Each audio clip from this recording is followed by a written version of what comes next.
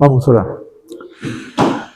Nuestro Dios y Padre, en el nombre de nuestro Señor y Salvador Jesucristo, Señor, al iniciar esta clase, invocamos, Padre, el Espíritu Santo para que nos ilumine, nos abra el entendimiento y podamos ir comprendiendo y reconociendo, Señor, tu palabra a través de la Biblia. Ayúdanos, Señor, limpia nuestra mente, nuestro entendimiento, Señor, y danos la capacidad de entender y comprender tu palabra. En esta hora, Señor, que vamos a hablar de la moral cristiana, pedimos, Señor, la asistencia de tu Espíritu Santo, y que tú puedas llenar este lugar físico con tu presencia, y que todo designios y pensamientos sean llevados, Señor, a la obediencia de Cristo, nuestro Señor y Salvador. Amén. Amén. Bien. Seguimos entonces como parte de la antropología bíblica. Hoy día vamos a ver la moral cristiana. Pero esto nomás debería ser el título. Pero lo he querido reflejar en una sociedad secular. O sea, haciendo una confrontación entre dos tipos de moral. La moral social y la moral bíblica o cristiana. Entonces, basado en esos dos, vamos a desarrollar la clase para ver las dos vertientes en las cuales nosotros nos movemos, ¿no? Nosotros somos cristianos, vivimos bajo unas normas cristianas o bíblicas, pero existe también una moral social o secular en la cual también estamos inmersos allí. Muy bien. Entonces, vayamos a la hojita. Muy bien. Entonces, vamos a desarrollar esta parte. La moral. Bien, dice el hombre, Dios ha puesto en el hombre su moralidad. Moralidad. Bien, en Génesis del 2, 16, 17, dice, se puede apreciar una alusión a la cualidad de juicio moral con que Dios creó al hombre, ya que lo puso en un dilema moral, aunque también espiritual, ¿no? Bien, Génesis 2, 16 y 17 dice que Dios le dijo, de todo árbol del huerto podrás comer, pero del árbol de la ciencia del bien y el mal no comerás, porque el día que tú comieres de eso, ciertamente morirás. Entonces, le está dando aquí un principio de obediencia, o le está dando reglas, o le está dando mandamientos, para que el hombre en su razonamiento y en su pensamiento sepa distinguir, primero, en obedecer a Dios o desobedecer a Dios. La moral y la ética tiene esa perspectiva. Y Dios le dice aquí, esto no, esto sí. Ahora tú eliges. ¿No? O sea, dentro de la libertad que el hombre tiene y la facultad de razonar, Dios le dice, esto sí y esto no. Ese principio es una regla, es un mandamiento. Y de ahí deriva la moral y la ética. Bien, sigamos entonces. La moralidad, entonces, dice, es una cualidad de saber escoger entre obedecer a Dios o desobedecerlo. Dios crea al hombre con la capacidad de actuar responsablemente, ¿no? El hombre, en su capacidad moral, puede sentir y reconocer cuando ha obrado mal. No así los animales que no poseen esta cualidad. Bien, dice, no poseen esta cualidad. Gracias a esta cualidad, el hombre es capaz de hacer escogimientos, o sea, de saber, de poder elegir bueno, ¿no? O sea, bueno o malo. Con la capacidad que Dios le ha puesto en el hombre de la moral, el hombre tiene esa facultad de saber elegir entre lo bueno y lo malo.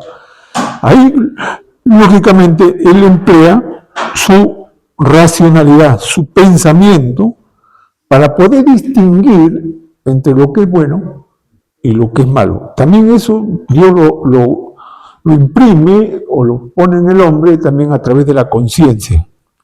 Bien, entonces gracias a esta cualidad el hombre es capaz de hacer escogimientos buenos o malos que repercuten en su conciencia haciéndole sentir culpable o inocente según sea el caso. Ahí está, la conciencia, ¿no? Entonces la conciencia vendría a ser el semáforo, verde, está bien, amarillo, hoy piensa, y malo, no. ¿No? El semáforo de advertencia vendría a ser la conciencia. Ahora, todo hombre, todo ser humano tiene esa conciencia. Como dije más arriba, no así los animales, porque ellos no tienen conciencia. Por lo tanto, no se puede hacer un juicio de valor a los animales, porque ellos no tienen conciencia, ellos no saben distinguir entre buen y malo, porque ellos actúan por instinto. El hombre no, porque el hombre tiene la conciencia que le da esa capacidad de discernir entre lo que es bueno y lo que es malo. Por eso es que el hombre es responsable de sus acciones, y por eso Dios lo juzga. No así a un animal, pero al hombre sí lo juzga, porque el hombre es el único ser que tiene esa facultad de conciencia que le da la distinción entre obrar bien o obrar mal, entre escoger lo bueno o escoger lo malo. Y de eso el hombre es responsable, ya que eso les habló la semana pasada el hermano Oscar, ¿no? Bien, sigamos entonces. Cuando Adán y Eva fueron creados, tuvieron la prerrogativa de escoger entre el bien y el mal. Cuando escogieron desobedecer a Dios, llegaron a ser pecadores por medio de una decisión moral, también racional y espiritual, como yo les decía, ¿no? Ellos escogieron libremente una decisión en base a la moralidad, pero también ellos lo pensaron, eso está la racionalidad, y esto tuvo también consecuencias espirituales.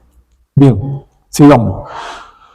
Su caída fue tanto moral como espiritual. Moral porque fallaron en vivir de acuerdo con el más alto conocimiento, es el conocimiento que Dios le dio. Y espiritual porque su acción rompió su comunión con Dios. De modo pues que el hombre, por esta cualidad, es capaz de asumir la responsabilidad de la dirección moral de su vida. Ahora, esto, al final, vamos a ver que esto es lo que lo salva o lo condena. Bien, hasta ahí está la cita. Vamos a ver ahora los conceptos. Miren este concepto. Quiero hacer una aclaración acá que un profesor me ha corregido, en realidad me ha corregido. Cuando nosotros estudiamos la Biblia, hermana, saque su separata, porque ahí estamos viendo la parte moral. Hoy día nos toca ver la parte moral. Vuelvo a repetir esto, miren. La antropología es el estudio del hombre. Y el hombre es un ser moral, porque Dios ha puesto eso ahí. Ahorita lo vamos a ver acá abajo, ¿ya? Lo que le quería decir, miren. Y en realidad tiene razón, porque he estado revisando mis archivos también y ese ha sido uno de los... Yo creo que ese error lo cometen todos los maestros, ¿no? Cuando estudiamos teología, teología, tratado o estudio, creemos que estamos estudiando a Dios. Y en cierta manera sí, estamos estudiando a Dios. Pero la diferencia es que nosotros estamos estudiando a través de un libro donde Dios se ha revelado. Entonces, lo que nosotros tenemos que entender es que nosotros estudiamos la revelación de Dios, no a Dios. Porque estudiar a Dios, pues, tendríamos que ser Dios, porque para comprender a Dios o entender a Dios, tendríamos que ser Dios, pero no lo somos. Por lo tanto, Dios nos ha dado, a través de este libro, su revelación hasta donde podamos nosotros entender y comprender lo que Dios quiere que sepamos. Nada más. Por eso nosotros no estudiamos a Dios, estudiamos a Dios, pero a través de su revelación, nada más. Y no podemos salirnos de ahí porque podríamos caer en la especulación o podemos también caer en la herejía. Por eso todos aquellos que comienzan a hablar fuera de la Biblia han cometido muchos errores. Todos aquellos que también le dan una mala interpretación a la Biblia han caído en herejías, ¿no? Entonces nosotros estamos partiendo desde la revelación, que es la Biblia. Por lo tanto, eso es lo que Dios ha querido que sepamos y punto. No vayamos más allá. Y aún, mire, esto nunca llegamos a entenderlo y comprenderlo, porque es tan vasto esto. Ahora imagínense cómo será Dios en sí mismo, ¿no? Imposible de poder entender. Quizás en el cielo ya lo podamos entender ahí. Muy bien. Entonces, Dios nos ha revelado dos cosas en la Biblia, que son sus atributos, los atributos de Dios. Para entender estos atributos, se ha dividido en dos. Es atributos comunicables, ¿no? Y atributos incomunicables y atributos comunicables. Los incomunicables son aquellas cosas que son inherentes a Dios, nada más. Por ejemplo, un atributo incomunicable es que Dios es omnipresente. O sea, Dios está en todo lugar. Nosotros no estamos en un lugar y punto. No, ese es uno. Dios también es omnipotente.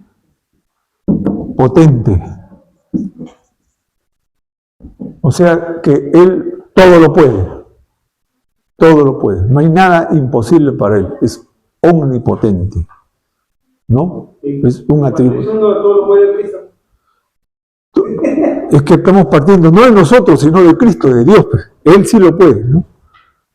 Ahora, otro atributo también es que Él es omnisciente. Omnisciente. ¿Qué es esto? Que Él todo lo sabe. Sabe el pasado, el presente y el futuro. La Biblia dice que antes que yo lo diga, ya tú lo sabes. Dice, ¿no? Antes que... Claro, pero Él lo sabe todo. No, es que nosotros para enmarcar todo, ¿no? Todo, pasado, presente y futuro, porque eso es todo lo que nosotros... Y podemos seguir, ¿no? Pero voy a poner acá nada más etc. etc. O sea, hay más atributos de Dios que nosotros no los compartimos. Entonces, estos son los atributos incomunicables que solo lo tiene Dios, nada más. Ningún otro ser lo tiene esto, ni aun los demonios, los diablos, los espíritus, no. Bien, ¿cuáles son entonces los atributos comunicables? Son aquellos que sí Dios los ha compartido con nosotros. O sea, lo que Dios ha querido que nosotros también. Cuando nosotros decimos que somos imagen y semejanza de Dios, nos estamos refiriendo.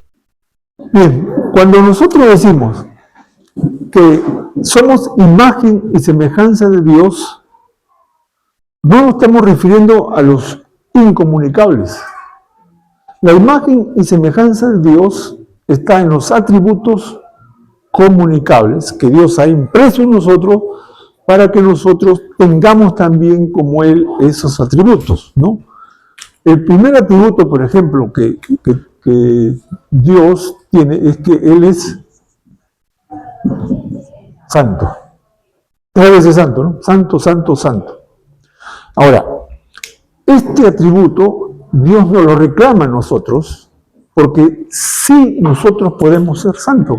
Por eso, cuando el apóstol Pablo escribe su primera carta, dice, así como el que llamó es santo, ser vosotros también santo en toda vuestra manera de vivir. ¿Por qué? Porque él dijo, sé santo porque yo soy santo. Entonces, este es un atributo de Dios, pero que yo también lo debo tener, o yo debo desarrollar, ¿no? Claro, esto es acá. Sí es. Otro atributo de Dios es que Dios es amor. Por lo tanto, Dios también me exige a mí que yo debo amar. Por eso, el primer mandamiento dice, amarás al Señor, ¿no? Y el segundo, a tu prójimo como a ti mismo. Entonces, ese es un atributo que Dios tiene, pero que también nos refleja a nosotros. Y podemos seguir, pero quiero, como estamos estudiando algo, es que Dios es un Dios moral. Este es el punto que vamos a desarrollar. Dios es un Dios moral. Ahora, como Dios es un Dios moral, entonces Él exige de nosotros y pide de nosotros que también seamos seres morales. Por eso que hemos leído aquí, ¿no? El hombre en su capacidad moral puede sentir y reconocer cuando ha obrado mal o ha obrado bien, no así los animales. Entonces Dios ha puesto en el hombre una capacidad moral. ¿Por qué? Porque Él es un Dios moral. Ustedes, no sé exactamente dónde está en la Biblia, pero hay un versículo que dice que es imposible que Dios mienta. ¿O no? ¿Has leído esa parte o no?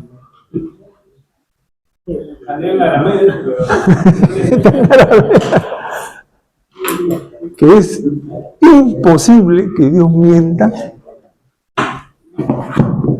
Porque hay un texto también que dice que Dios no es hombre para que mienta, ni hijo de hombre para que se arrepienta, ¿no? Pero esa palabrita que al menos cuando hace esa referencia de imposible, se está refiriendo a algo como que Dios no puede. Pero si Dios todo lo puede, si Dios todo lo puede, ¿por qué no puede mentir entonces? ¿Ah? ¿Por qué? Hebreos 6:18 dice Google, hermano. ¿Qué dice? Hebreos 6:18 dice que eso de lo que está mencionado, de lo de la gente que miente. ¿Qué dice? A ver, léelo. Y dice, para que por dos cosas inmutables, en las cuales es imposible que Dios mienta, tengamos un fortísimo consuelo los que hemos acudido para asirnos de la esperanza Ya. puesta delante de nosotros. O sea, por dos. Así es. Pero seguramente hay que leer anteriormente, versículos anteriores, porque es lo que dice. Hebreos 6:18. Frase imposible que Dios mienta.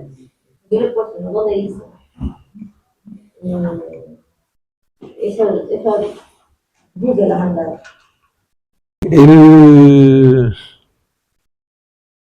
En Números 23:19. Números 23:19. Sí. Números 23:19.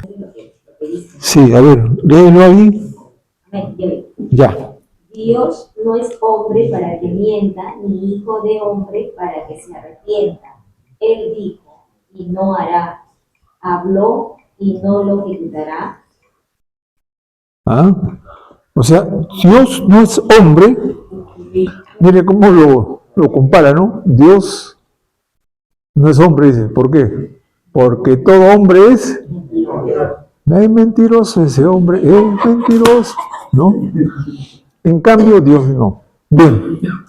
Ahora, la pregunta es, ¿Dios puede mentir?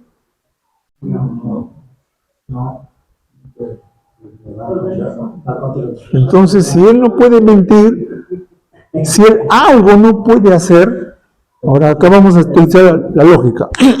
Vamos a ver. Johnny, acá piensa tú. Acá también está un maestro y acá está un teólogo. Cuando decimos que Dios es todopoderoso, es omnipotente, o sea, estamos diciendo que no hay nada que Él no pueda hacer, que no hay nada que lo imposibilite a Él o lo parametre para que Él no pueda hacerlo. Por lo tanto, yo preguntaría, ¿Dios puede mentir? ¿Ah? Entonces, tiene un límite. Puede mentir, pero no lo hace porque no debería ser moral. Ahí está más o menos la idea por ahí. Es ingeniero, caramba. ¿Dios puede mentir? Si algo Él no pudiera, entonces no sería Dios, porque habría algo que Él lo limita. Y Dios todo lo puede. Entonces, ¿por qué no miente? Porque va a contra su naturaleza. La pregunta, que lo hemos debatido bastante nosotros ahí con Quique, con el pastor Helber también ahí, porque esta palabra implica un poder absoluto. Esta palabra implica un poder absoluto donde no hay nada que pueda limitar a Dios. Por lo tanto, Él puede hacerlo todo. Y si Él puede hacerlo todo, entonces ¿por qué Él no puede mentir? Entonces, más o menos, lo he dicho, ¿no? Porque su naturaleza es no mentir. Entonces yo ahí ya le estoy poniendo un límite a Él, que hay algo que Él no puede hacer. Y si Él no puede hacer, entonces no tiene todo el poder. Filosofen un poco. Pero no afecta sobre omnipotente. Por eso el poder que entiende no le permite. A ver, para que entendamos esto. Dentro de la mitología religiosa, o mejor dicho, como me enseñaron a mí, dentro de lo que es la teología mitológica, o sea, estudiamos a los dioses mitológicos. ¿Ustedes han visto esa película de los titanes? Ya. ¿Quién es el presidente de todos los dioses? Zeus. ¿Qué hizo Zeus? Zeus tiene un hijo, ¿no? Perseo. ¿Con quién tuvo ese hijo? Zeus con una reina, ¿no? Pero ¿cómo? Una mortal, ¿no? Claro, está bien, pero ¿cómo lo tuvo? ¿La enamoró? ¿La cortegió? Como forma, creo, del rey. ¿Cómo lo tuvo? Como forma humana y así, ¿no? Sí, pero ¿cómo la cortegió? ¿Cómo la enamoró? Claro, ¿cómo? No, así no.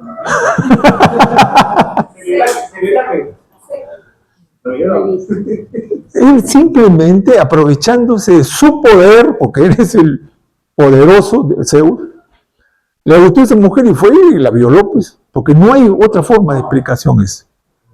La violó y tuvo un hijo que se llama Perseo. Ahora, ¿por qué él puede hacer eso?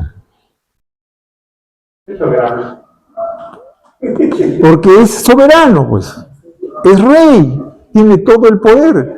Que eso es lo mismo que hizo David cuando la trajo a Abigail, ¿no? Y tuvo relaciones. Y es lo mismo que hizo también cuando lo mandó a matar a su marido.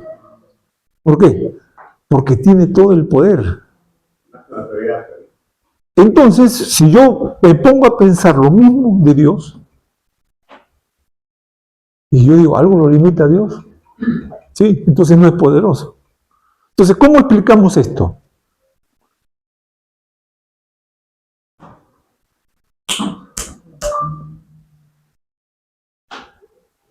Cuba,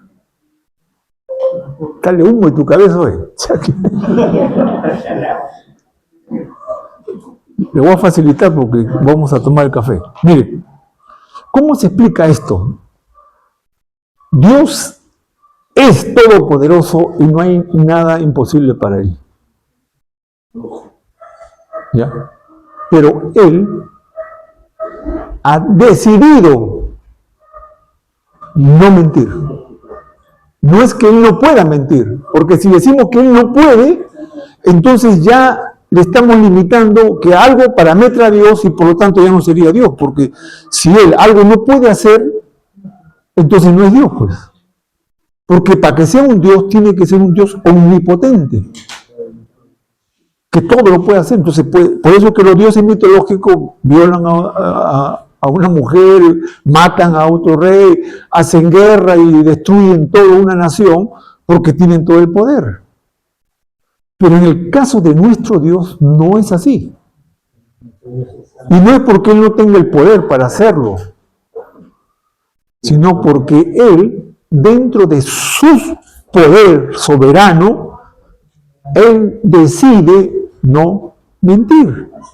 Y por eso dice la Biblia que es imposible que Dios mienta. Y lo reafirma en lo que hemos leído, que Dios no es hombre para que mienta, ni hijo de hombre para que se arrepienta de lo que Él va a hacer. O sea, Dios no va a decir, uy, me equivoqué, metí la pata acá. ¿No? Dios no puede hacer eso. Ni tampoco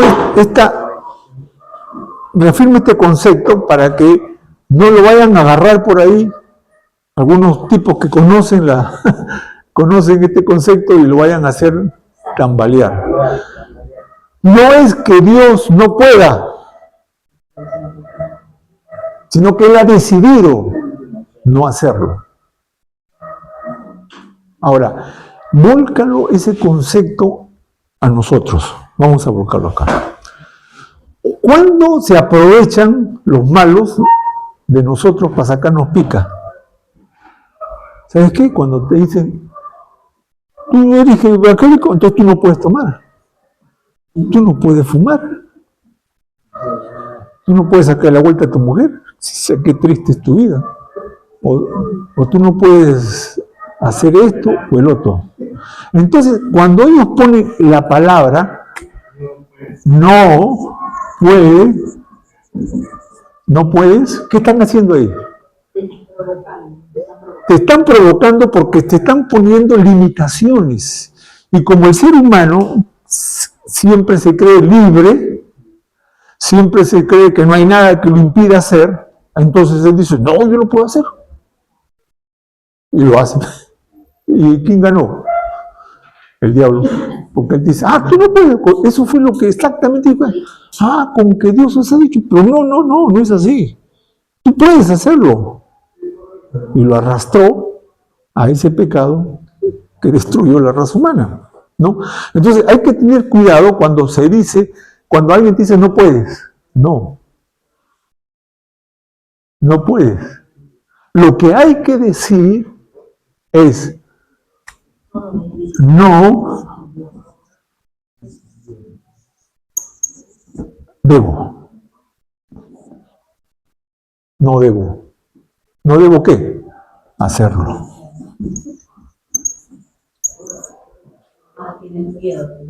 Claro. Y los muchachos se sacan, así ay, dice que te pega en el colegio. ¿No? A ver. Y nos hacen pelear. Y dicen, ni siquiera usted tampoco sabe. Ay, dice que te pegue. O dice esto. ¿No?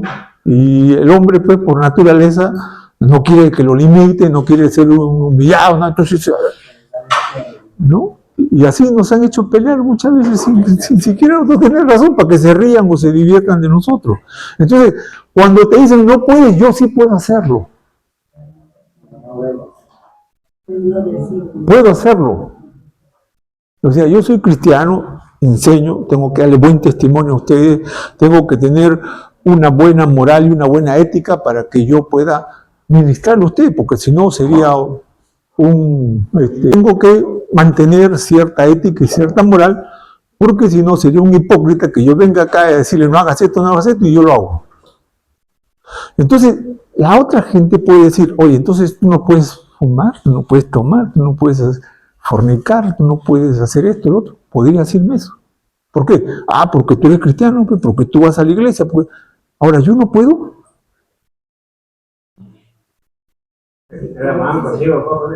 ¿No puedo o no debo? Piensen bien. No debo, porque sí puedo. ¿Por qué hay tantos cristianos que pueden pecar? Porque pueden, pues. Porque pueden. No es porque no puedan. Porque si no podemos, entonces estaríamos limitados. Pero Dios no nos ha hecho limitativos, sino nos ha hecho libres.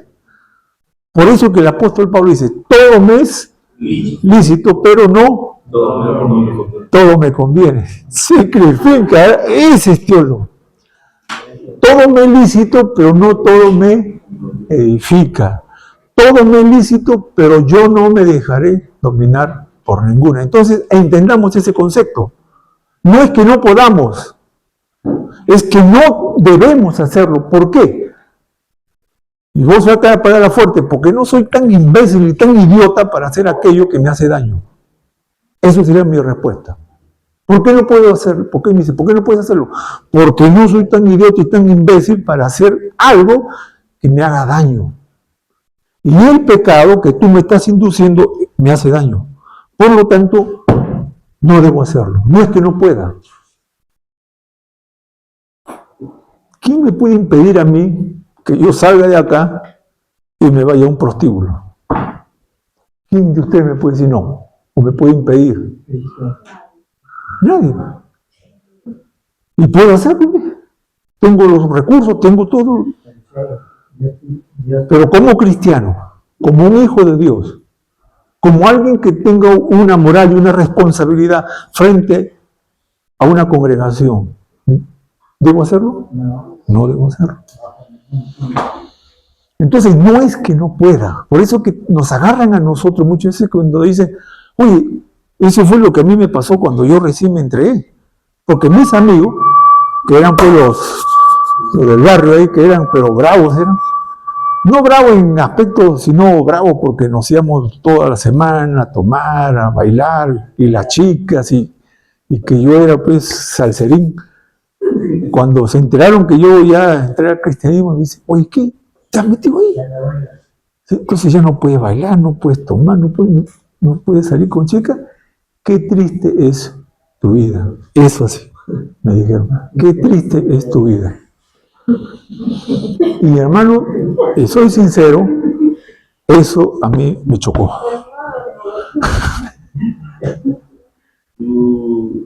Eso a mí me chocó.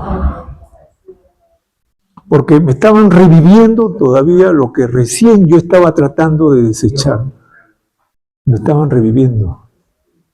Y me daba ganas de decir, vaya, vamos, entonces, para que vean que sí puedo. Pero usan esta palabra, no puedes. Y no es que no pueda, puedo hacerlo. Sino que no debo hacerlo. Entonces, volvamos ahora. ¿Dios puede mentir? Puede hacerlo. ¿Pero por qué no miente? Porque Dios es un Dios moral. Entonces, Él ha decidido no mentir. Entonces, como Él ha decidido no mentir, entonces ahora nos exige a nosotros que no mintamos. Porque si no, sería un Dios inmoral que te exija algo a ti que Él mismo no lo está haciendo. Y eso también sería para cualquiera.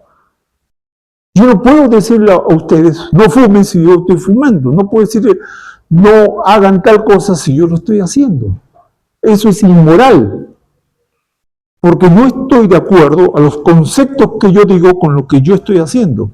Y esa es la contradicción que la Biblia denuncia, porque hay gente que dice algo, pero con sus hechos lo niegan, ¿no? En Tito, por ejemplo, Pablo le dice a los cretenses, ¿no?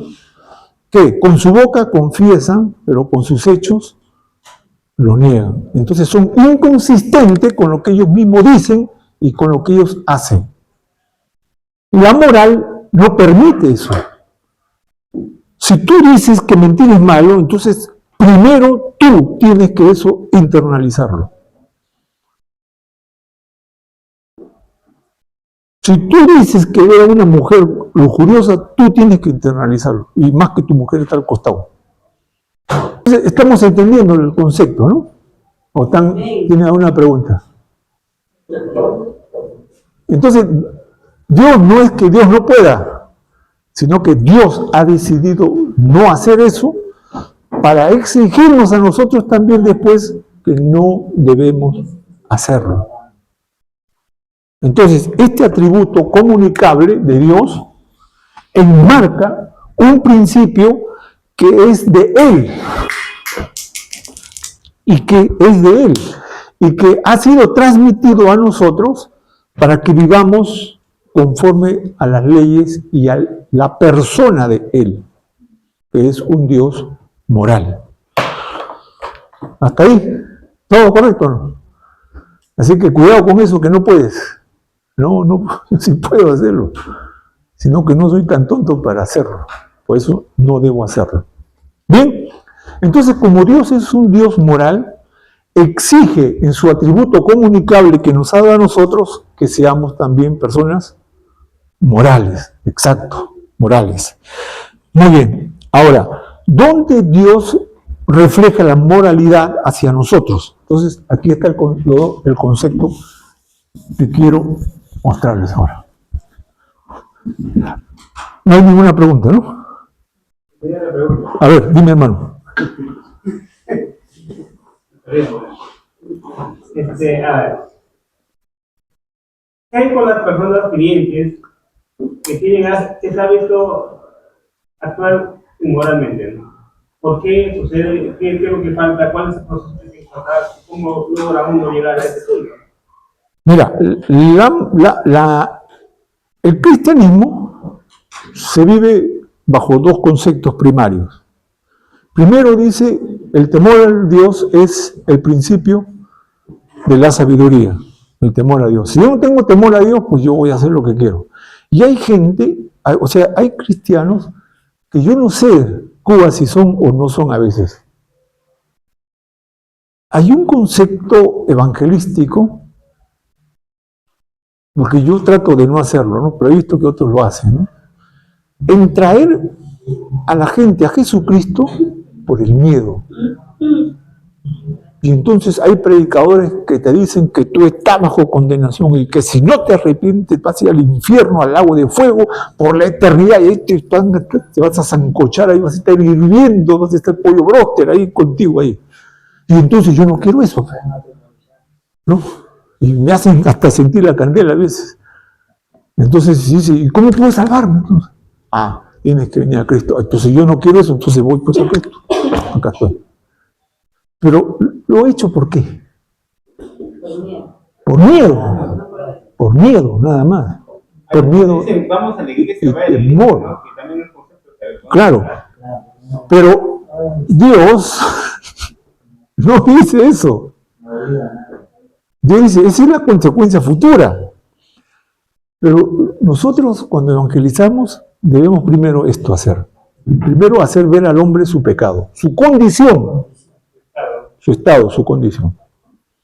Pero después tenemos que decirle que esa condición no es determinante para su futuro eterno, porque Cristo vino al mundo a salvarnos. ¿Por qué vino a salvarnos Él? Porque de tal manera que amó. Entonces, lo que Dios quiere, el propósito de Dios de salvarte no es para sacarte de la garra del infierno. El propósito de Dios de salvarte es porque te ama, porque nos ama. Y porque nos ama, entonces Él manda a su Hijo Jesucristo a que muera y pague tu culpa y mi culpa para que yo no tenga que ir a la condenación. Pero el principio no es el miedo al infierno, que Él te dice, si no te entregas a mí te mando al infierno. No, El principio es que yo te amo tanto que yo quiero salvarte y quiero darte el regalo de la salvación. ¿Por qué? Porque de tal manera te amo que entrego a mi hijo por ti. Entonces, ¿el principio cuál es? ¿El miedo o el temor? No, es el amor. Es el amor. Pero si yo no entiendo eso, y yo más bien me entrego por no irme al infierno, entonces yo estoy cometiendo un error. Y entonces yo voy a vivir toda la vida atemorizado, toda la vida con miedo, toda la vida con ese temor de que si hago algo malo, Dios me manda al infierno. Y eso no lo puedo aguantar, no lo puedo soportar, porque nadie puede vivir un cristianismo temeroso. ¿Y sabes lo que va a pasar? El día que ya no pueda más, voy a hacer lo que tú dices. Comienzo a vivir una doble vida, o comienzo a irme alejando poco a poco. El otro concepto es que si yo vivo una vida disoluta siendo cristiano, si yo vivo una vida en pecado siendo cristiano, es porque yo no he entendido la revelación de Dios y lo que Dios demanda de mí. Ese es el otro problema que hay. Por eso que hay mucha gente que dice, ¿será bueno? ¿Será malo, hermano? ¿Puedo ir a la iglesia, hermano? ¿Puedo tomar, hermano? ¿Puedo vestirme así, hermano? Porque no conoce, no sabe.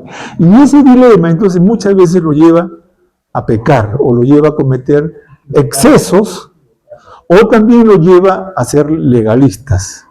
Por eso es importante que nosotros conozcamos este libro y sepamos este libro y vivamos bajo las normas de este libro. Hermano, este libro, en primer lugar, yo no quiero llamarlo así, pero lo voy a llamar así para nuestro entendimiento. Es un código de leyes para que nosotros vivamos. Es un código. Es un código. Así como hay un código legislativo, un código civil, y desde ahí derivan todas las leyes para decirte que has obrado bien o mal, aquí también hay un código. Aunque no es así, pero es, para que entendamos, es un código. Y yo entonces tengo que vivir conforme a este código. El ignorar esto me está poniendo en peligro de que por no saber puedo cometer muchos errores. Por no saber puedo a veces hasta decir que estoy haciendo bien cuando realmente estoy pecando, ¿no? Pecando. Y ahora que han salido unas corrientes teológicas que realmente no son cristianos. No son cristianos. Una tira de sinvergüenzas y mentirosos. Bien. Contestar a tu pregunta. Bien. Entonces, ¿cuál es la moral cristiana? ¿De dónde deriva la moral cristiana? Bien. Hay dos conceptos éticos que hay que ver acá. Está la moral secular, por eso puse esto de acá, y está la moral bíblica. ¿Ya? Ahora, aquí hay una contraposición. Está la moral secular y la moral bíblica. Bien, vamos a definir estos dos conceptos.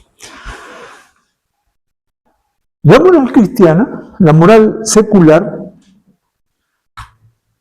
es filosófica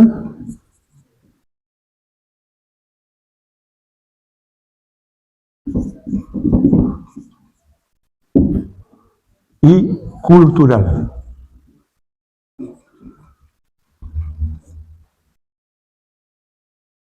Vamos a entender este concepto. La moral que vive la sociedad está enmarcado por las buenas costumbres.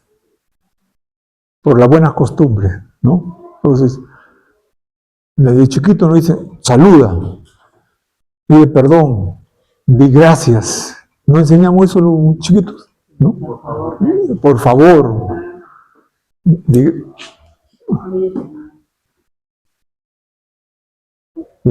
Entonces, esa es la moral secular. Ahora, ¿eso también puede ser bíblica? Sí, claro, pero cuando hablamos de filosófica, aquí es el problema. Porque la moral es un conjunto de normas o leyes que el hombre crea para convivir. Eso es. Que el hombre crea para convivir. Y por eso cuando hablamos de cultural, para algunas personas algo que hacemos le parece mal. Y nosotros lo que ellos hacen le parecemos mal. ¿O no? Mire, los árabes pueden tener las mujeres que ellos puedan mantener. ¿Qué les parece? Y eso, aunque no está en el Corán, pero ellos los hacen. O sea, si yo tengo dinero suficiente para tener 4 mujeres, puedo tenerla. Porque la cultura, el medio, ha legislado que se puede hacer eso. Entonces yo, tranquilamente, a ver, vamos a escoger 4. Y me dice, oye, ¿pero qué 4? Porque puedo mantener 4. Ahí en esa cultura no está mal. No está mal. Entonces están viviendo de acuerdo a su moral de ellos. A su moral. En otros países, por ejemplo, como en la India, si un viejo de 40 años, 45 años, se enamora de una niña de 10 o 12 años, le puede ir a su papá y decir, ¿sabe qué? Y se la da. Y es una niña. Pero eso está permitido. Eso está permitido. Eso no es delito, no es pecado. Miren, aquí estamos luchando contra eso y ojalá que nunca se apruebe, caramba. Pero en Estados Unidos y en Argentina, el aborto no es ilegal. No tiene pena de cárcel. Cualquier chica que sale embarazada se va a un centro hospital médico y le dice, ¿sabes qué? No quiero tenerlo y lo saca. Y no tiene pena. Acá en el Perú sí. Hay algunas normas que se han hecho en caso de violación o en caso de cuando pone en riesgo la vida de la mamá o el niño, ¿no? Entonces ahí se decide. Pero en Estados Unidos y en Argentina, una chica salió de parranda, tuvo relaciones con un chico, salió embarazada y no quiero tenerlo, va y le dice, ¿sabes qué? Sáquenme y lo saca. Y no tiene ninguna pena, no ha transgredido ninguna ley. Eso es de acuerdo a su moral. Por eso es filosófica y cultural. Filosófica porque a través de la filosofía ellos comienzan a decir, es malo, es bueno, desde qué tiempo ya es un niño, ¿no? Si es un pedazo de carne nada más, entonces lo puedo sacar, ¿no? Después de cuántos meses ya no. Esa es filosófica. Y esa forma de pensar y de decidir se impregna en la cultura y se decide si es bueno o malo. Y si es bueno, según la determinación de todo, entonces se acepta. Por eso la moral secular es filosófica y cultural. Ahora saben. Ahora, la moral bíblica no. Sí. Este principio se puede aplicar a la fe, que la gente que no tenga fe, una fe filosófica, ¿no? Porque creo en Dios. Claro, aquí no toman en cuenta a Dios. No, porque hablando de la palabra fe, que tiene fe en Dios. Filosóficamente determina que el hombre tiene fe en Dios, porque se la ha educado, se la ha inculcado. Esto puede ser una fe filosófica, algo así. No. ¿Qué es la filosofía? En primer lugar hay que ver ese concepto, ¿no? La filosofía es el desarrollo del pensamiento del hombre para llegar a una verdad.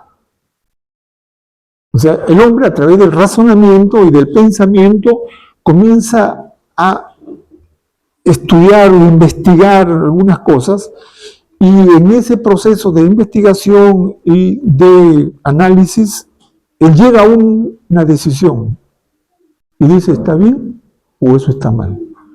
¿Quiénes fueron los grandes filósofos de la historia? Los griegos, ¿no?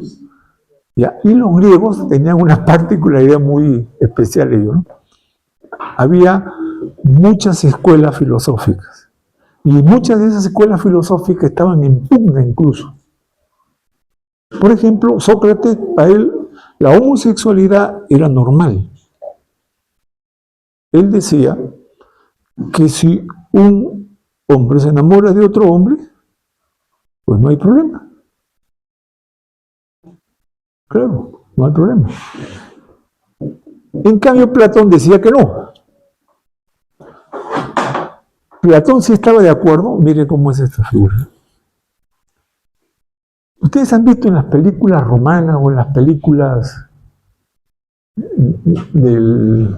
épicas, por ejemplo, que va el general ahí en su carruaje, tirado por caballos, y al costado no va un muchacho. Uno piensa que es el que le da la lanza o el que le lleva... No, es un chibolo. Es un chibolo que lo acompaña, no, él va y va un chibolo acá. Ya, cuando se estudia eso se llamaba un efebo. ¿Qué era un efebo? Era un muchachito que tenía menos de 17 años. Sí, busquen efebo.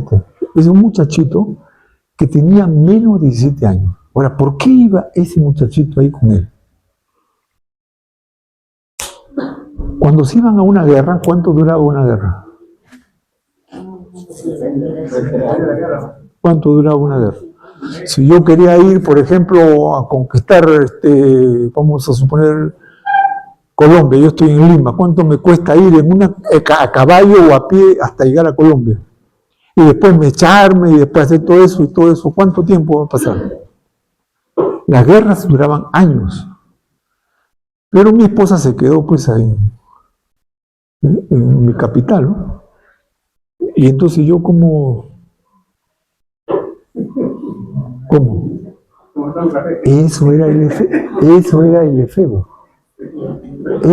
el efebo. Lean la historia. Lean la historia. Ese era el efebo. Pero según Platón solo se podía tener a un muchacho hasta los 17 años. Cuando ya tenía 18 años ya no, tenía que recuperarse al ejército también para defender. Y ese muchacho también, una vez que ya se recuperaba al ejército, buscaba también su efebo. Esa es la moral de los grandes filósofos. Esa es la moral de los grandes filósofos. Y para llegar a esa conclusión, ¿qué hacían ellos? Pues filosofaban. Ellos no decían, a mí se me ocurrió esto. No, ellos debatían, hablaban, ¿no? Y entonces, de acuerdo a eso, se imponía una escuela filosófica y esa escuela filosófica determinaba un concepto y ese concepto se aplicaba a toda la sociedad, que es igual lo que hacen ahora los congresistas. Para dar una ley, ¿qué hacen? Se sientan los 120 congresistas y comienzan a debatir, a ver esto, que el otro, y después votan y el que gana, pues eso se aprueba. Y todos tenemos que aceptarlo. Todos tenemos que aceptarlo. Porque ya ellos han filosofado, ellos ya han hecho comparaciones, ellos han analizado, ellos han hecho investigaciones y dicen esto es lo mejor y lo dan. Eso es. ¿Se acuerdan cuando se comenzó a debatir la ley del matrimonio igualitario? Y salieron ahí todos los gays, defender ese concepto. Y en el Congreso comenzaron a debatir esa ley. Y había muchos que estaban a favor. Menos mal que la mayoría votó en contra, porque menos mal que en nuestro país todavía hay una fuerte convicción religiosa. Pero en otros países se han aceptado. España, por ejemplo, que es un país católico, se ha aceptado el aborto, y hay más de 140.000 abortos al año. Pero se aceptó. Hasta ahí estamos entendiendo. Muy bien. Por eso es filosófica y cultural. La moral bíblica no es así. La moral bíblica es santificadora. Ahí está.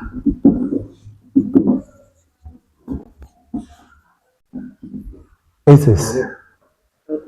Ser santo porque yo soy santo.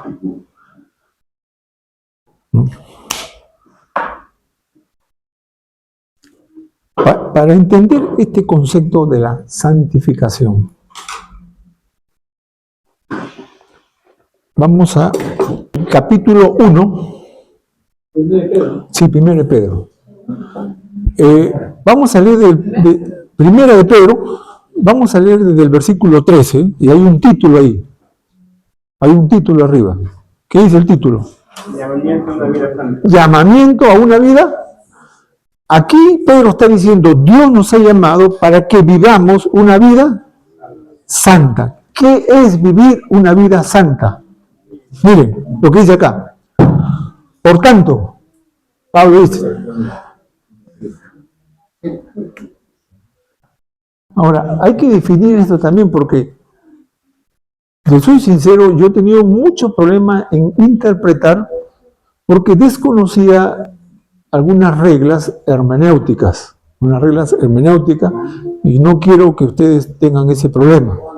Así que lo que a mí me ha costado, yo se lo voy a dar gratis a ustedes. ¿Ya? ¿Qué significa por tanto?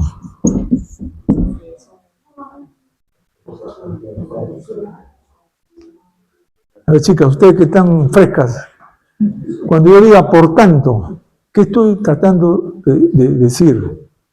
Como una conclusión. No, si voy a empezar recién. Seguir. Continuar. Por ahí va, claro, continuar. Podría ser continuando o siguiendo. En la columna anterior.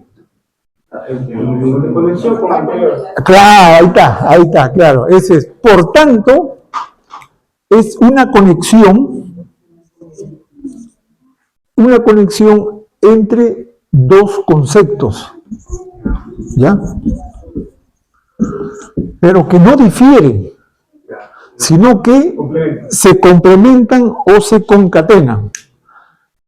Él dice, cuando él escribe, antes del capítulo 13, él dice en el versículo 3, una esperanza viva.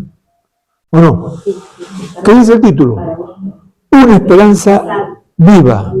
¿Ya? Entonces, él dice, cuando escribe esto, dice el 3, bendito sea el Padre de nuestro Señor Jesucristo, que según su gran misericordia nos hizo ¿qué?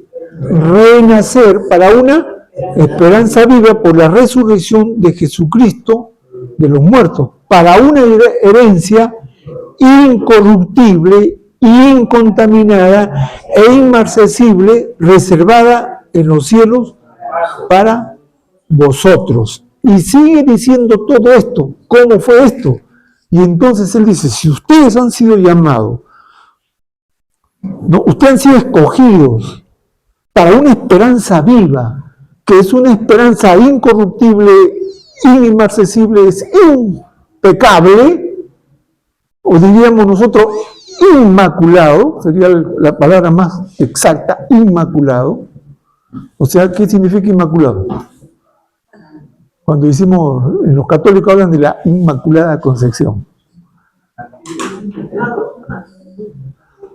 La palabra inmaculado es simplemente sin manchas, sin nada oscuro, sin nada sucio, inmaculado, o sea, impecable. Cuando lavan la ropa con lejía, sale la ropa blanca, impecable. Entonces dice pero nosotros hemos sido ya lavados, hemos sido regenerados, hemos sido limpiados por la sangre de Jesucristo para una esperanza viva. Y entonces ahora, como ustedes han sido escogidos, lavados, planchados, impecables ahora, dice entonces, por lo tanto, como consecuencia de eso, sigue acá, ahí entramos al versículo 13. Por lo tanto, dice, ceñid el lomo de vuestro entendimiento, sed sobrio y esperad por completo en la gracia que os traerá cuando Jesucristo sea manifestado. 14.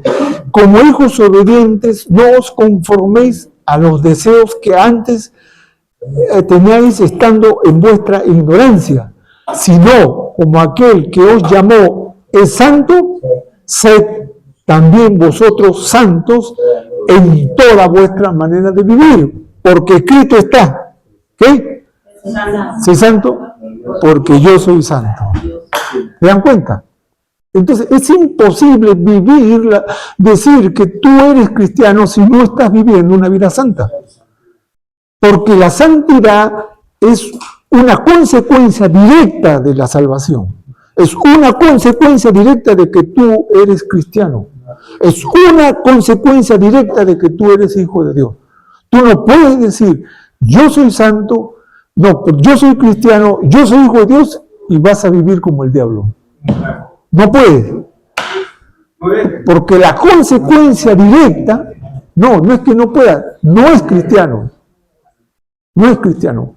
Y esto nuestro Señor Jesucristo le explicó bien cuando dijo, por sus frutos, te vas a dar cuenta, pues. Te vas a dar cuenta ahí. Cómo vives, eso demuestra si eres o no eres. Cómo actúas, eso demuestra si eres o no eres. Porque Pablo dice, si tú has sido escogido, si tú eres cristiano, si Jesucristo te ha limpiado, te ha lavado, te ha planchado y eres impecable ahora, por lo tanto tienes que vivir una vida santa. Y no hay compatibilidad de ninguna manera entre un hombre que vive en pecado y dice que es cristiano. No lo es. Ahora, esto no quiere decir que somos pues perfectos, ¿no?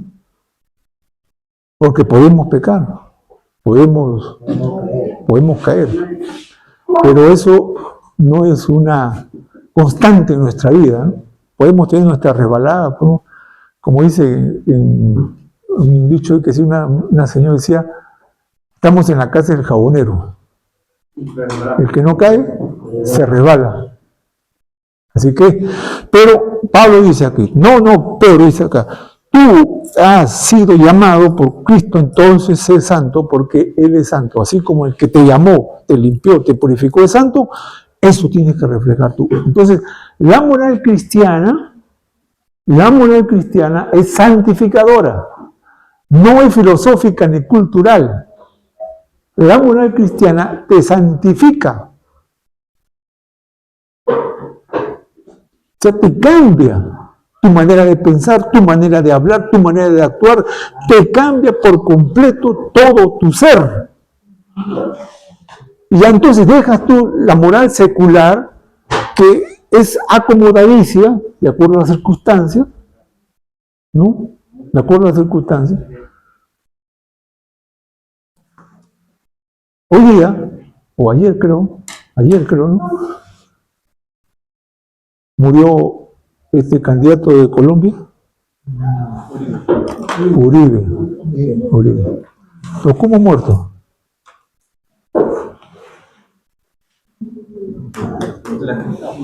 ¿Ah? Sí, pero ¿cómo ha muerto? ¿Ah? No, ese fue, claro, la forma.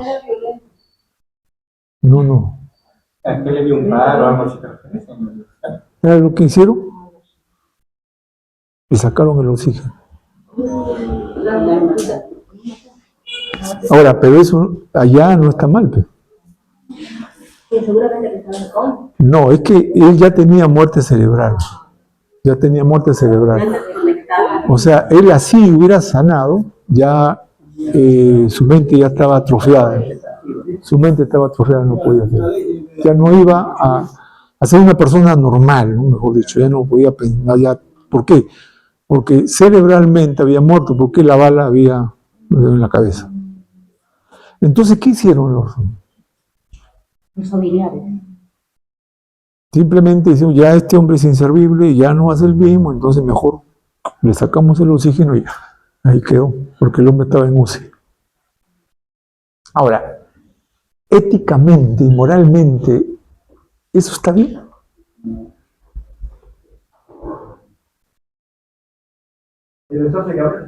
¿Cómo definimos eso? ¿Cómo definimos eso?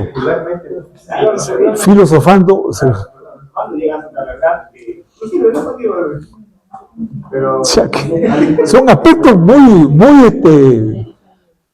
a veces nosotros nos parecen humanos, ¿no? Pero ahora viene el otro concepto que un médico decía, ¿no? Yo trabajo con los médicos y él, como le estaba contando la vez pasada, había un viejito, 92 años, que ya no comía, entonces le habían puesto una sonda por acá y por ahí le daban su alimento, la leche Ensure.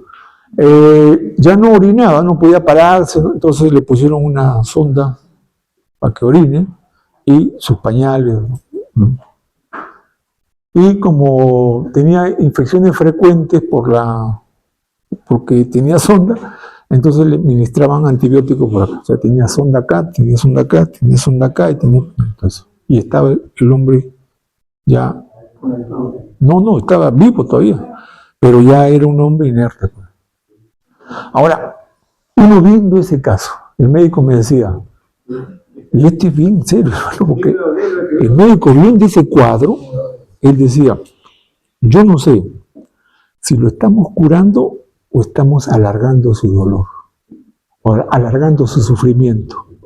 Porque él me dice, si le preguntaríamos a él, si él en un momento consciente le preguntaríamos, ¿quieres seguir así o quieres ya que te matemos? ¿Qué diría él? ¿Qué diría? Sí.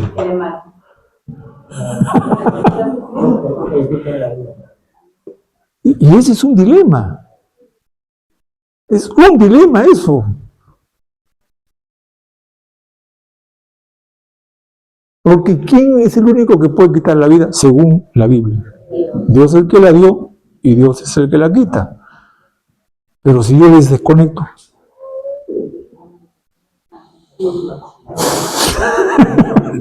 No, pero viendo ese cuadro. Y mira, hay muchos doctores que le dicen al otro doctor, oye hermano, si algún día tú me ves así, méteme un ¿Dónde está la dignidad humana, no? Pues también soy un organista, pero eso mira.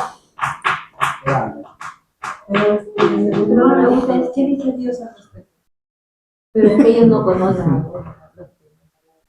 No te estoy diciendo Dios dio la vida y Dios es uno que la quita. Sí, hermano. Pero por encima de la dignidad, todo lo que quieras, está la palabra de Dios. Nadie tiene derecho a morir de una persona, por más alguno que sea. Sí, pero ellos dicen hay que hacerlo morir. Hay que hacerlo morir con dignidad, dicen, ¿no? Bueno, la palabra no existe.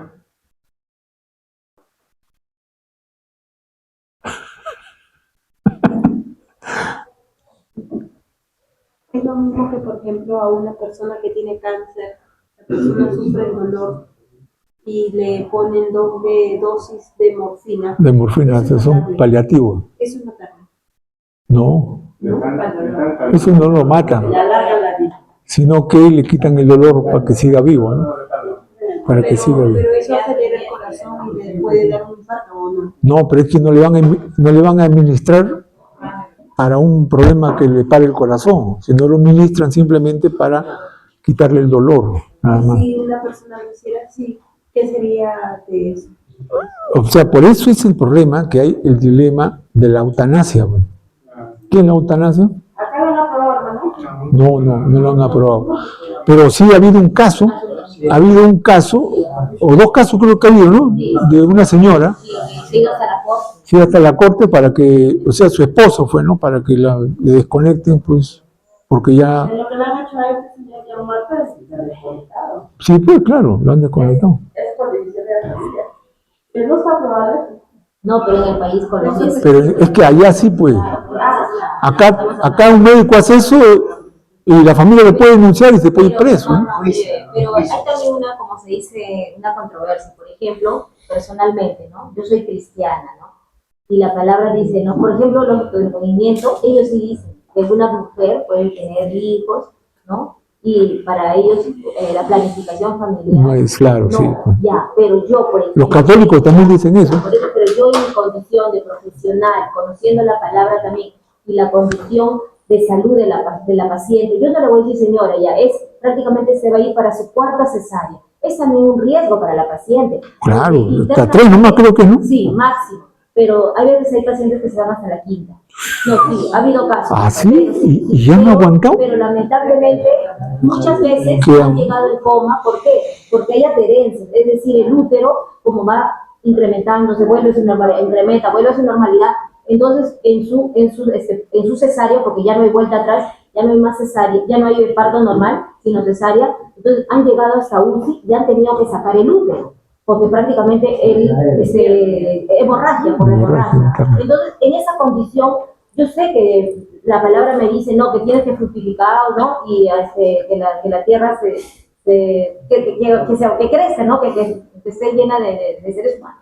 Pero yo no le voy a decir, pues yo no me voy a regir a eso y decir, señora, usted siga teniendo hijos. Yo tengo que pensar también en el ser humano y decirle, señora, su condición ya no, usted tiene que pensar, ya definir su situación, ya tiene que ligarse, o sea, tiene que pensar en su control del embarazo, yo tengo que orientarla, porque ese es mi deber, porque también, o sea, estoy haciendo mal no educándola.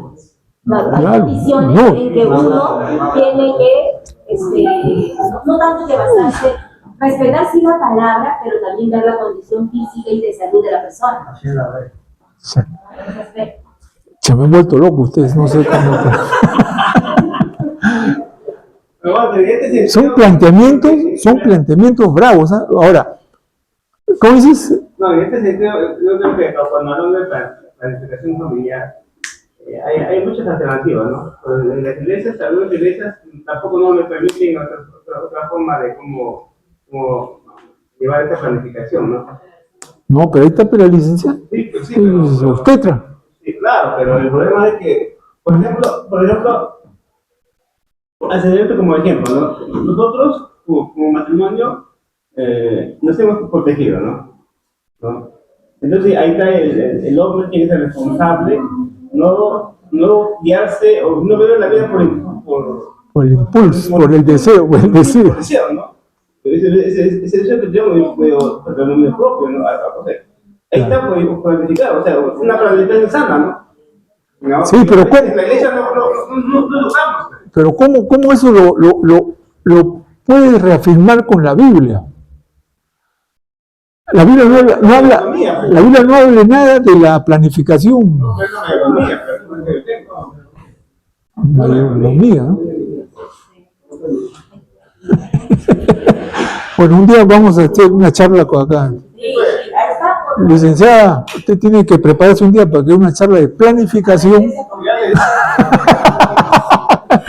Claro, yo le dije una vez que iba a hablar sobre... Yo, por ejemplo, hermano, yo sí me he ligado, por ejemplo, porque yo tengo mis 3 hijos.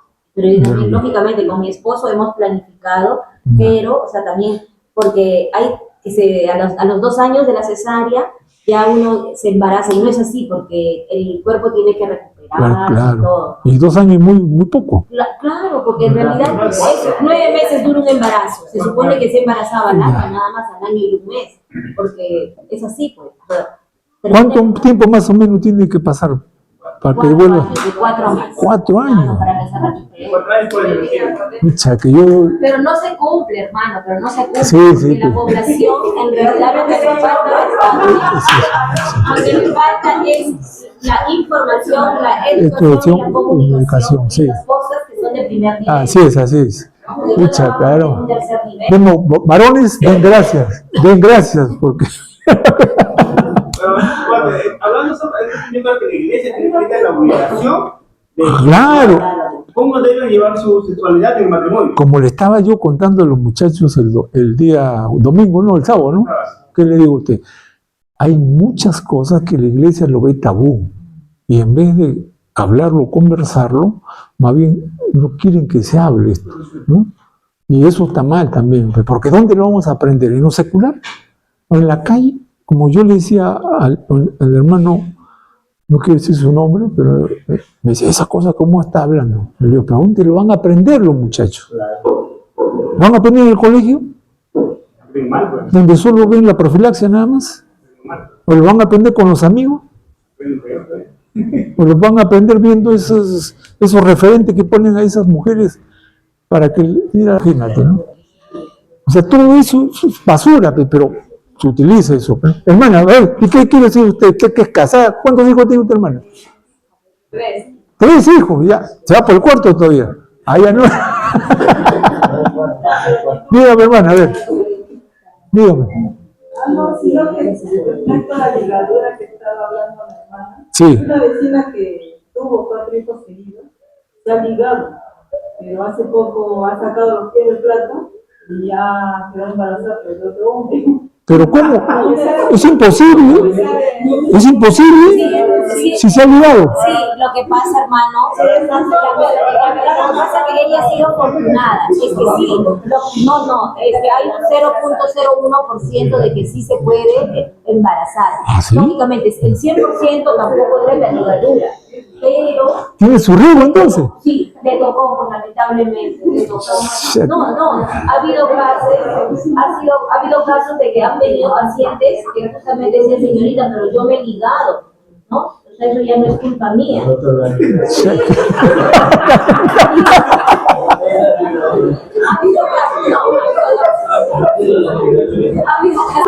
Ha habido casos, hermano, eso es cierto. Oye, pero yo no soy ginecólogo, pero yo sé que hay un conducto, ¿no? Hay un conducto que está unido y uno se corta y esto lo cierran, ¿no? Pero dice que ¿Por dónde se puede pasar? regenera, pero también se regenera. Lamentablemente Ah. ha sido afortunado, por eso le digo. ¿Ha sido afortunada o desafortunada? Porque ha sido con la trampa, ¿no? Ha sido con la- Sí, bueno, yo sé que toda regla tiene excepción y puede ser, ¿no? Puede ser. Por eso, en este caso, ¿qué se está recomendando más? A veces nosotros que estamos en una cultura machista, queremos que sea la mujer la que se líe, queremos que sea la mujer la que se ponga hormonas, queremos que sea la mujer que tome la píldora. Si un hombre con una mujer dice, bueno, ya no queremos tener, pues el hombre entonces también se puede hacer la vasectomía. Pero sí, la vasectomía. Pero ¿sabe qué, hermano? Aunque no lo crea, ahora hay una campaña y hay, pero más de N hombres que se están haciendo ahora. Sí, Sí, ya está bien. Están Sí. respondiendo. Ya sabes, muchacho. Ya sabe, muchacho. Bueno, si llegar a ese extremo, yo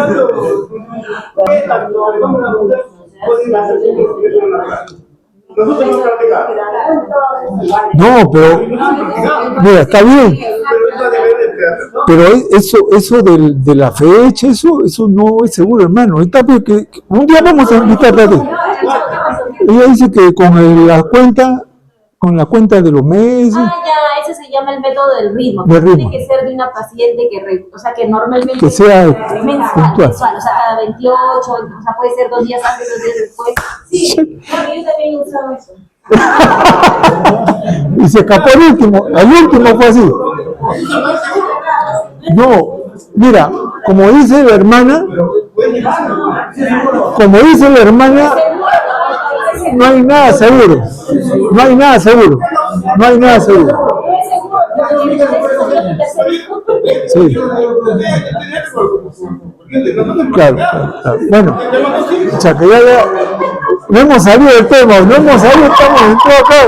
Ya parecemos ministro, parecemos sexólogos ya. Ya. Pero vamos a pedirle a la hermana que un día venga y le dé charla a hombres y mujeres, a ver. Pero hermano, pero usted una vez expuso también sobre los objetivos del desarrollo del milenio, que uno de los objetivos es también reducir la tasa de nacimiento por la población. de Sí. natalidad. Sí. No, ya se está dando eso ya. Mira, las mujeres de esta época no tienen más de 2 hijos. Sí, ahora sí. 1 o 2 nada más. Yo Están concientizados. soy el 5º hijo de 9 hermanos. ¿Quién tiene 9 ahora? Bueno, Nosotros somos 9. Nosotros, nuestra generación. Pero, de hermano 9. Ah. ¿Y quién es el que tenía 12? Ya mi mamá. No, tú tienes 3 nomás. No, porque mi esposo quería tener 5, pero ya no se Ya. podía por eso. Por lo que soy cesareada. Ya. No se puede. Sí. Él quería tener 5. Ah, tú, pero yo no. Sí, está bien. Bueno, nos hemos salido del concepto, no estamos aquí en esta vaina, aquí, chat. Estamos hablando de ya, ¿no? más de café, Pero claro, hay un curso que gracias a Dios lo llevé, porque me interesó, sobre todo porque como yo trabajo en la parte de salud, que se llama bioética cristiana. Bioética cristiana. ¿Bio qué significa? Vida. La vida de la ética, pero en el cristianismo. Y aquí un concepto que me enseñaron a mí, que lo que Dios sobrevalora enormemente es la vida. Es la vida. O sea, la vida está primero que todo. Claro, la vida, ¿no? Por eso que nosotros discutimos con los testigos de Jehová, porque ellos prefieren morir y no aceptar la transfusión de sangre, ¿no? ¿Por qué? Porque ellos dicen que la Biblia, que el Antiguo Testamento, entonces dice que la transfusión de sangre, ¿no? Y muchos han muerto. En su ley. Claro, o sea, el médico le dice, ¿usted no quiere eso? Ya firma acá. Y el médico se dio la responsabilidad y la persona muere. No, ellos no permiten nada. Claro, ahora ellos dicen, vamos a pecar, dice ellos, por mantener la vida, cuando el objetivo de Dios es la vida. Es la vida el objetivo de Dios. Esto es en el Antiguo Testamento se ve mucho esto. Mucho esto. Es increíble cuando uno estudia el Antiguo Testamento en el caso de las guerras. En el caso de las guerras, hermano. Yo me quedo sorprendido porque nunca lo había estudiado yo ese concepto desde la parte conceptual de la guerra. Todos los que iban a la guerra eran ya hombres maduros, fuertes, preparados. Pero todos ellos tenían esposa y tenían hijos. Y ellos sabían que al ir a la guerra podían morir, no regresar.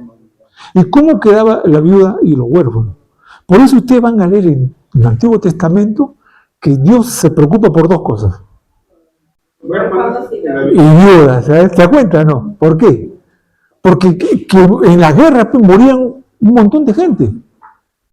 ¿Y cómo quedaba la viuda y cómo quedaban los huérfanos?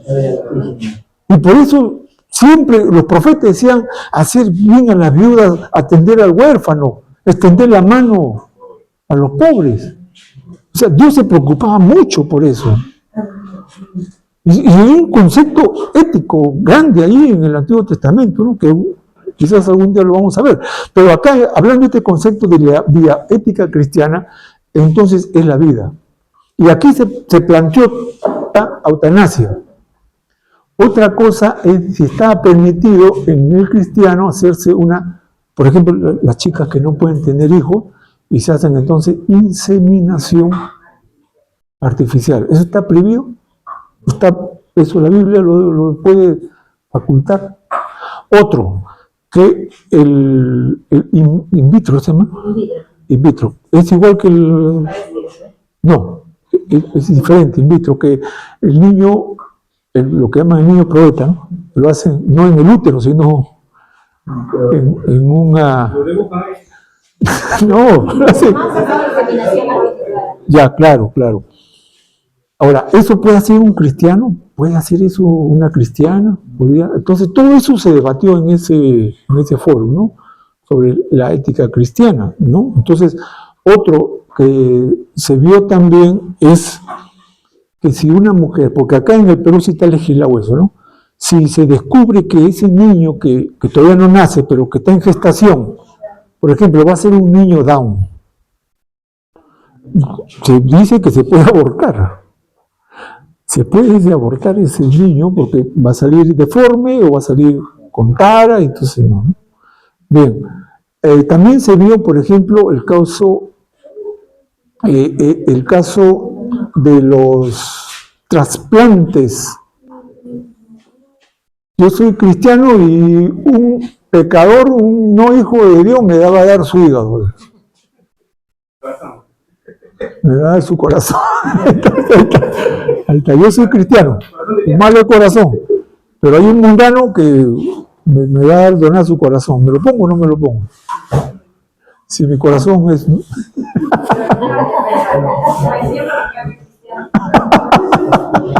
Todos esos casos se vio ahí fue un foro de la bioética cristiana. A mí me sirvió bastante eso. Bien, ya no tenemos más tiempo, van a ser, pero entonces, todos esos conceptos que la sociedad ha creado como problema, nosotros tenemos que sostenerlo. Sí. Nosotros tenemos que sostener nuestros principios, pero a través de la Biblia. ¿Por qué? Porque nuestra moral es bíblica. Y Dios ha determinado todos los conceptos. O sea, yo diría más que nada la parte conceptual, porque a veces la Biblia no es específica. Claro, pero sí refleja. Porque la Biblia habla de un pueblo que le había dado Dios la determinación de legislar, no solo para ellos, sino ser un ejemplo a todas las naciones. A todas las naciones. Y el fin que nosotros esperamos es eso. Es eso, ¿no? Y con esto acabo. Mire, vamos a Isaías, capítulo 2. Ha quedado chico en realidad la clase. Miren este concepto. Vamos a leer del capítulo 2 al 4. Y ustedes se van a dar cuenta aquí por qué Dios escogió a Israel y por qué le dio esas leyes éticas, morales a Israel. ¿Por qué? Miren ustedes acá. Ven, capítulo dice, oí cielos, 2:2 hasta el 4. Dice aquí. O sea, el profeta Isaías está hablando aquí en el nombre de Jehová. Y entonces él va a decir, oí cielos y escuchar tu tierra. Sino que es que en mi estudio bíblico yo siempre, como les he enseñado a ustedes, busco el contexto superior y el contexto inferior, porque solo voy a tomar 2 versículos. Aprendan eso. O sea, no saquen los versículos por sacar, porque eso lo puedo yo acomodar a mi manera. Lean siempre el contexto superior y el contexto inferior del texto para entender lo que en sí está enseñando eso. Y lo que sí está enseñando eso. Muy bien, dice el 2:2. Acontecerá en los postreros. ¿Cuáles son los postreros tiempos? ¿Cuáles son los postreros tiempos? Bueno, dice acá, que será confirmado en el monte de la casa de Jehová como cabeza de los montes, y será exaltado todo collado, y correrán a él todas las naciones. O sea, donde está Dios y determina Dios, porque acá lo llama monte, quiere decir la ciudad, todas las naciones van a correr ahí. ¿Con qué finalidad? Miren el 3. Y vendrán muchos pueblos y dirán, venid y subamos al monte de Jehová, a la casa de Dios de Jacob, y nos enseñará sus caminos y caminaremos por sus sendas, porque de Sión saldrá la ley, la moral. De Sión saldrá la ley y de Jerusalén saldrá la palabra de Jehová y juzgará entre las naciones y reprenderá a mucho pueblo y volverán sus espadas en rejas de arado y sus lanzas en hoces y no alzará espada nación contra nación ni se adiestrarán más para la guerra. Es interesante. O sea, Dios dice, yo a ustedes les voy a dar ley, a ustedes les voy a enseñar cómo deben vivir, cómo debe coexistir el ser humano entre sí. Pero no solo para ustedes, sino para que todas las naciones vengan y aprendan de ustedes. Porque ustedes tienen la ley de Dios. Por eso es que Dios mandó al pueblo de Israel a que, cuando lo llamó a Abraham, le dijo, tú serás padre de muchas naciones. No le dijo, va a ser padre nada más de Israel, aunque los israelitas se atribuyen ahí. Pero el mandato es, de ti saldrán muchas naciones. Entonces, lo que Dios ha hecho, escoge a Israel, porque el Antiguo Testamento es la historia de Israel. Escoge a Israel, le da normas, leyes, mandamientos, conceptos y preceptos para que ellos vivan conforme a esa palabra, pero que también ellos reflejen la vida que Dios quiere que vivan a otras naciones. Por eso la Biblia dice, bienaventurado el pueblo cuyo Dios es Jehová. Bienaventurado el pueblo cuyo Dios es Jehová. Entonces, Israel tenía la responsabilidad de aplicar esas leyes, pero también transmitirlas y enseñarles a las otras naciones. Ahora, eso si lo contextualizamos a nuestra época. Ya el Israel espiritual, el Israel físico ya está pervertido, corrompido totalmente. Yo no sabía que en Israel también se hace la marcha gay.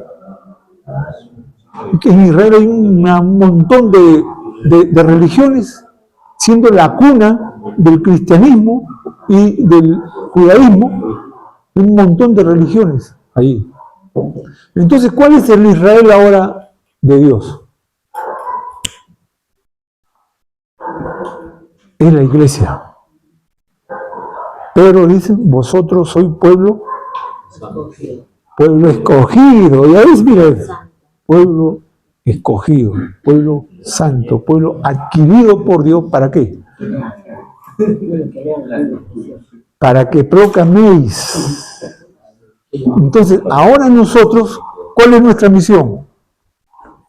Aprender la ley de Dios, conocer los mandamientos de Dios, internalizarlos para comenzar a vivir de acuerdo a esos mandatos y también proclamarlo, transmitirlo, decirlo a la gente.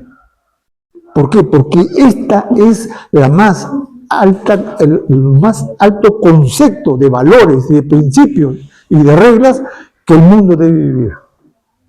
Esto.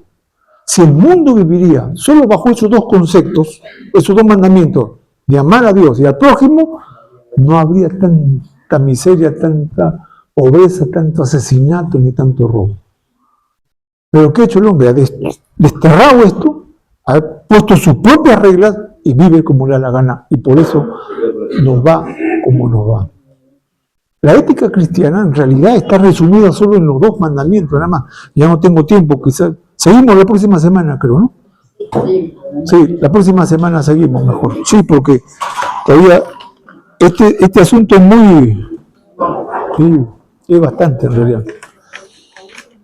Es bastante. Pero termino con esto, hermano.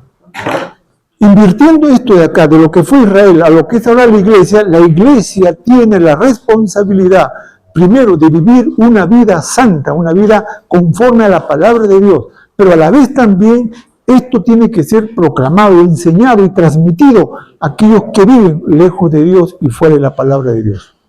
Esa es nuestra responsabilidad. Y debemos vivir así. Ahora, cuidado que estemos proclamando, hablando y no se refleje eso en nuestra vida, ¿no? Viviendo y proclamando. Claro, o sea, yo voy a proclamar, pero con mis acciones, voy a proclamar con mi vida, voy a proclamar con mi conducta, con mi manera de hablar, con mis pensamientos. Así la gente me está viendo a mí y está diciendo, ah, ya, él es consecuente con lo que dice y habla. Claro, a veces pues no somos perfectos, ¿no? Podamos tener errores, pero en lo posible hay que tratar de vivir conforme a los mandamientos de Dios. Amén. Muy bien, seguimos entonces la próxima semana, así que muy bien, vamos a orar. Gracias a nuestro Dios y Padre en el nombre de Jesucristo. Padre, a ti, oh Dios, te ha placido enseñarnos tus principios, tus leyes, tus mandamientos, Señor. Y darnos, Padre, todo aquello que nosotros necesitamos para vivir y para respetarte y para amarte y para no transgredir tus leyes, Señor. Padre, ayúdanos, Señor, a entender y comprender todos estos misterios que a nosotros nos parece, Señor, tan imposible de poder cumplir, pero sabemos, Señor, que con tu ayuda y el Espíritu Santo como nuestro ayudador, podemos hacerlo. Ayúdanos, Padre, a vivir y a andar conforme a tu palabra y tu mandamiento. Señor, gracias. Llévalo con bien a mis hermanos, guárdalo todo mal y que ellos sigan adelante permaneciendo en tu palabra y cumpliendo siempre tu santa voluntad. En el nombre de Jesús te damos las gracias. Amén.